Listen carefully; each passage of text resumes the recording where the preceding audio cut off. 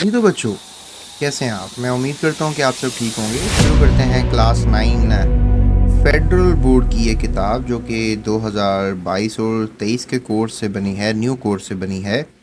और इसके chapter wise MCQ series, short question answer series और सेल्फ असेसमेंट सीरीज़ का आगाज़ करते हैं। आज की वीडियो में आपको हम बताएंगे अबाउट शॉर्ट एमसीक्यूज़।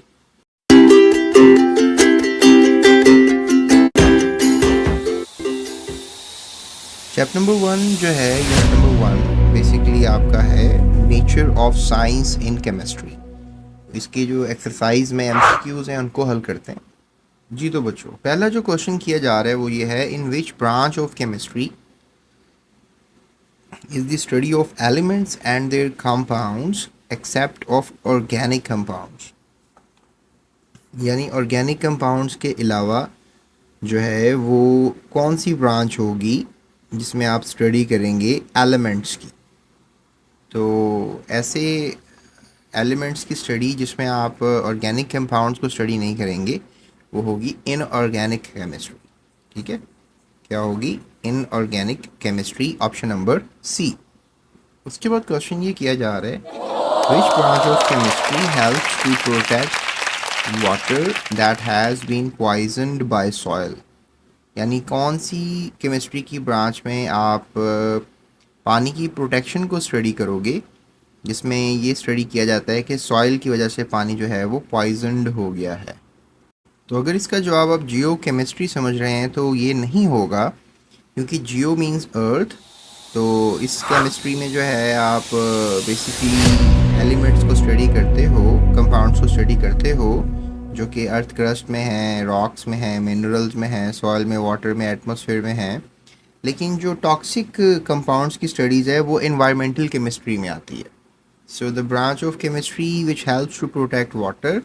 तो जब आप एनवायरमेंटल केमिस्ट बनोगे तो फिर आप कह लो कि आप पानी को पॉइजन नहीं होने दोगे, आप इंसानियत के लिए काम करोगे कि कुछ ऐसे तरीक़ाकार इख्तियार किए जाएं इंसानी ज़िंदगी में कि जिससे पानी की नेचर डिटोरिएट ना हो, पानी की नेचर जो है वो ख़राब ना हो।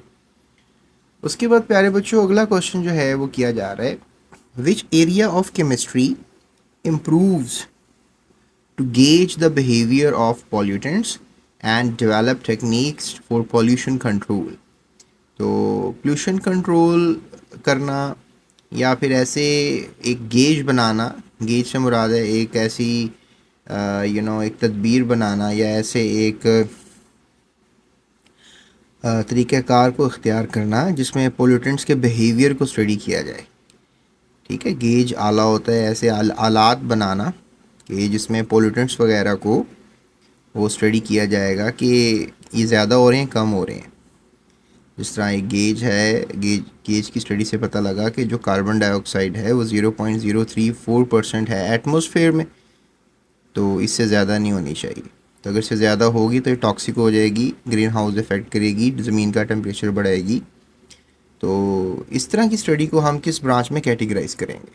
तो इसमें हम जो है बेसिकली पोल्यूशन की स्टडी जो है वो ज़्यादातर एनवायरनमेंट से ही ली जाती है। तो एनवायरमेंटल केमिस्ट्री जो है वही इसका सी ऑप्शन जो है सही जवाब होगा। तो C is the right answer for this question. उसके बाद चौथा सवाल है, fourth question, the branch of chemistry that helps to synthesize new medicine. ऐसी केमिस्ट्री की ब्रांच जिसमें हम नई नई मेडिसिन का ईजाद कर सकती हैं। नई नई, सिंथेसाइज का मतलब बनाना होता है, मैन्युफैक्चर करना होता है, तो बना सकते हैं। तो इसमें फ़िलहाल आई डोंट थिंक सो कि इन्होंने कोई ऑप्शन सही दिया है, तो यहाँ से कर लेते हैं, दैट इज़ मेडिसिनल केमिस्ट्री। ठीक है, इसमें आप क्या करते हैं कि जो दवाइयाँ वगैरह होती हैं उनको बायोलॉजिकल टारगेट्स के लिहाज से स्टडी करते हैं और डेवलप करते हैं न्यू मेडिसिनल एजेंट्स। तो यहाँ पे तो प्यारे बच्चों हमारे पास ऑप्शन नहीं है, तो ई ऑप्शन बना लेते हैं, मेडिसिनल केमिस्ट्री। ठीक है, medicinal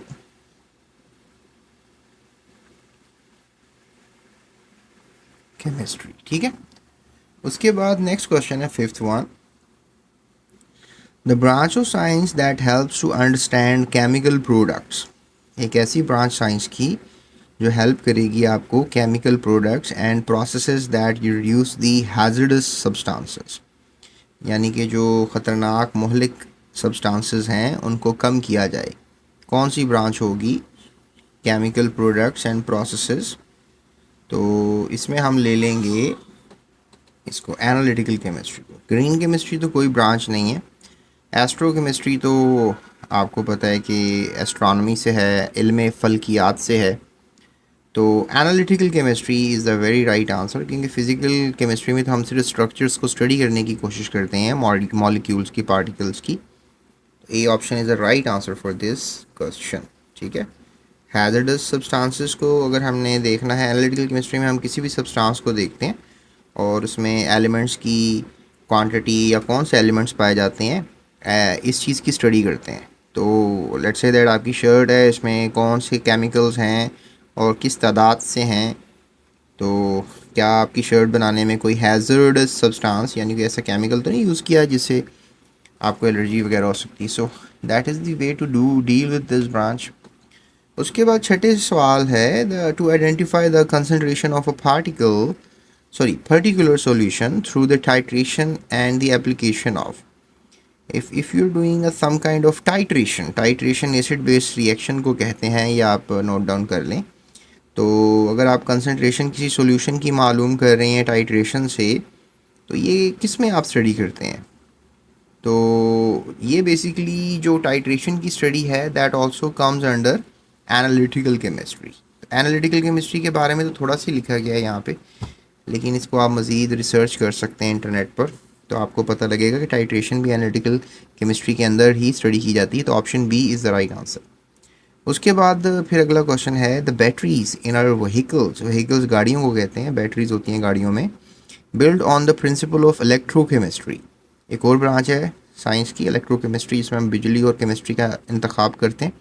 it is the application of, अगर आप बैटरीज़ वगैरह का यूटिलाइज़ कर रहे हैं और गाड़ियों में बैटरीज़ वगैरह की इलेक्ट्रोकेमिस्ट्री की डीलिंग कर रहे हैं, तो किस सेंस में आप स्टडी कर रहे हैं केमिस्ट्री को, कहाँ अप्लाई होती है ये केमिस्ट्री की ब्रांच?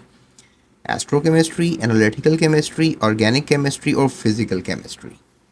तो बैटरियों में भी एसिड्स वगैरह की मिकदार का देखा जाता है बैटरी बनाने के लिए ना, तो बिजली वगैरह कितनी लगानी है कितनी नहीं, तो ये भी एनालिटिकल के ज़िम्मे में आएगी। सो एनालिटिकल केमिस्ट्री तो बड़ी ज़बरदस्त यूज़ हो रही है डेली लाइफ में।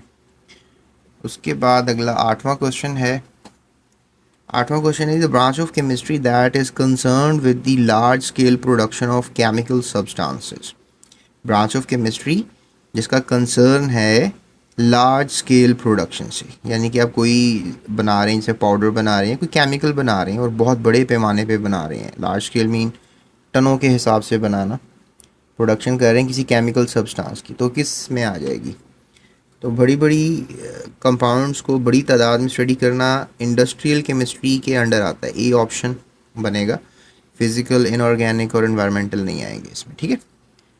उसके बाद प्यारे बच्चों नाइन्थ क्वेश्चन है the branch of chemistry that focuses on the study of polymers. ठीक है, ब्रांच ऑफ केमिस्ट्री जिसमें आप पॉलीमर्स को स्टडी करते हैं। पॉली मीन्स मैनी, मर्स मीन पार्ट्स, तो ये लिख लें मैनी, मर का मतलब होता है पार्ट, मैनी पार्ट्स, यानी कि कोई पॉलीमर्स की स्टडी कर रहे हैं आप, पॉलीमर जैसा नायलॉन वगैरह, तो वो किस में आएगा? पॉलीमर का लफ्ज़ ही है तो पॉलीमर में आ जाएगा। So polymer chemistry B option is the right answer. इसमें बहुत से पॉलीमर्स आपने पढ़े हैं ब्रांच में। मुझे याद आ रहा है एक पॉलीमर 1927 के करीब बना था, उसका नाम था नायलॉन। ये सिंथेटिक पॉलीमर है, सिंथेटिक ऑर्गेनिक पॉलीमर। ठीक है, तो ये बनने के बाद तो कमाल हो गया। ये जो लेलन कहते हैं इसको उर्दू में, ये पॉलीथीन, ये जो शापर वगैरह, शॉपिंग बैग्स वगैरह आप यूज़ करते हैं, ये भी पॉलीमर है।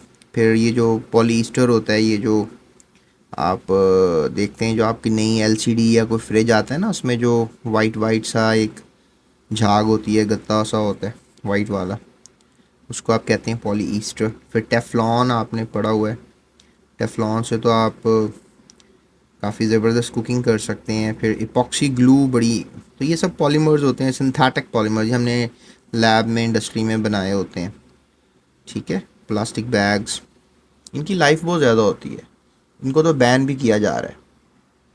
उसके बाद प्यारे बच्चों आखिरी क्वेश्चन है, एमसीक्यू है, study of interaction between drugs and biological targets. यानी कि ड्रग्स ड्रग्स मीन दवाइयों की आप स्टडी कर रहे हो, बायोलॉजिकल टारगेट्स की, तो ये तो सीधा सीधा सा मेडिसिनल केमिस्ट्री की डेफिनेशन आपकी बुक में लिखी हुई है। तो B option is the right answer for this question. चलें जी, अभी अगली एक्सरसाइज की जो वीडियो है अगर आपने देखनी है तो अभी थंबनेल आ जाएगा या आई बटन आ जाएगा, उस पर क्लिक कर लें, डिस्क्रिप्शन में जाएं, आपको मिल जाएगा जी लिंक, वहाँ से आप पढ़ लें। और अगली वीडियो में हम इन शॉर्ट क्वेश्चन आंसर्स को प्रॉपरली आपको सारों के जवाब देंगे और नोट्स भी देंगे इसके, ठीक है। और इसके अलावा अगले चैप्टर के एमसीक्यूज़ करते हैं, तो उस वीडियो पे आ जाएं मेरे साथ आप। आपका चैप्टर नंबर 2 है मैटर, आप लिखें यूट्यूब सर्च बार पे मैटर और स्पेस जीएस एकेडमी लिखें तो आपको मेरा वीडियो मिल जाएगा। जीएस एकेडमी यूट्यूब चैनल को सब्सक्राइब करें, अपना ख्याल रखें और खुश रहें। Thank you for watching GS Academy.